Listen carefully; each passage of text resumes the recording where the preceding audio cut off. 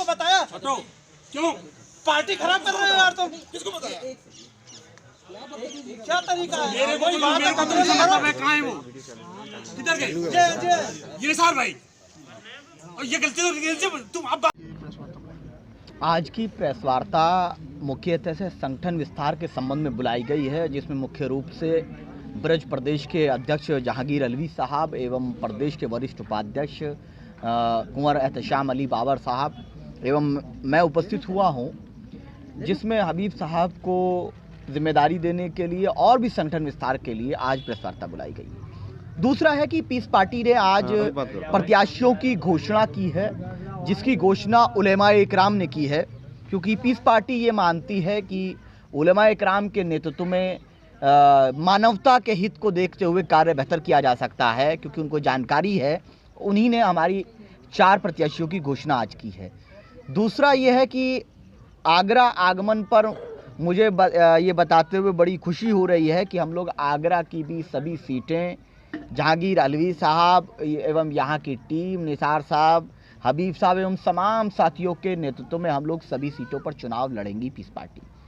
तीसरी चीज़ ये है कि हमारा लक्ष्य ये है कि किसान विरोधी, युवा विरोधी, महिला विरोधी सरकार का पर्दाफाश हो। जनहित में हम लोग कार्यक्रम चला रहे हैं, जन चेतना कार्यक्रम, जिसके जरिए तमाम लोगों को ये संदेश जाए कि सरकार, उत्तर प्रदेश की सरकार न तो लॉ एंड ऑर्डर को मेंटेन कर पाई, न किसानों को न्याय दे पाई, युवाओं को रोजगार देने में पूरी तरह नाकाम रही, और महिलाओं के नाम पर इतने बजट ले आई, इतने हेल्पलाइन नंबर लगा दिए, लेकिन ना बलात्कार की घटनाएं कम हुई, ना उत्तर प्रदेश में महिलाओं का शोषण कम हुआ।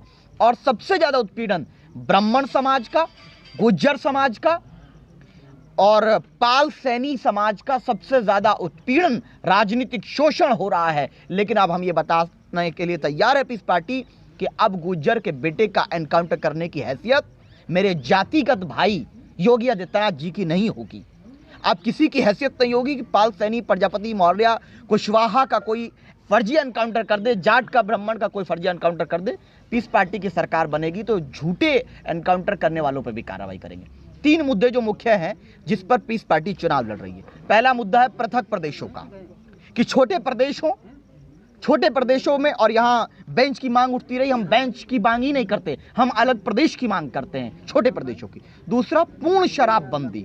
तीसरा ये है कि जल, स्वच्छ जल, यानी कि मिनरल, जो मैं आज 10 रुपए की बोतल पी रहा हूँ, हमारा हर भाई फ्री में ये पानी पिए, ये पीस पार्टी की एजेंडे में शामिल है। चौथा कि मानवतावादी सरकार बने।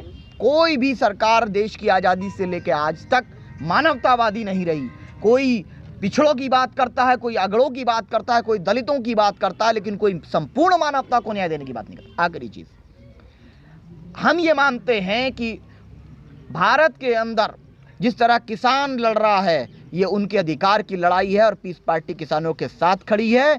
जिस प्रकार से भारत के अंदर कोरोना का खतरा मैं कम समझता हूं, क्योंकि मुझे हिंदुस्तान के लोगों पर, साइंटिस्ट पर यकीन है कोरोना की वैक्सीन आ जाएगी, लेकिन कोरोना से ज़्यादा खतरा युवाओं, किसानों, महिलाओं, युवाओं का शोषण करने वाली भारतीय जनता पार्टी और नरेंद्र मोदी जी ज़्यादा खतरा हैं। इनकी वैक्सीन जनता तलाशेगी आने वाले चुनाव में।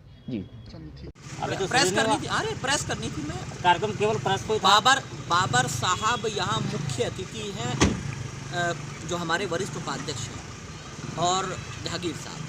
तो मुख्यतः बाबर साहब का जो भाषण है वो मुख्यतः लोग सुनने आए थे, क्योंकि ना तो मैं कोई वक्ता हूँ, मैं पार्टी का प्रवक्ता हूँ, मेरी जिम्मेदारी प्रेस कॉन्फ्रेंस करने की थी और आपको मैंने संबोधित कर दिया, ये मेरा काम है। अब ये सारी जिम्मेदारी हमारे संगठन के वरिष्ठ उपाध्यक्ष कुंवर एहतशाम अली बाबर साहब हैं, और संगठन के बारे में आपको वही जवाब देते हैं।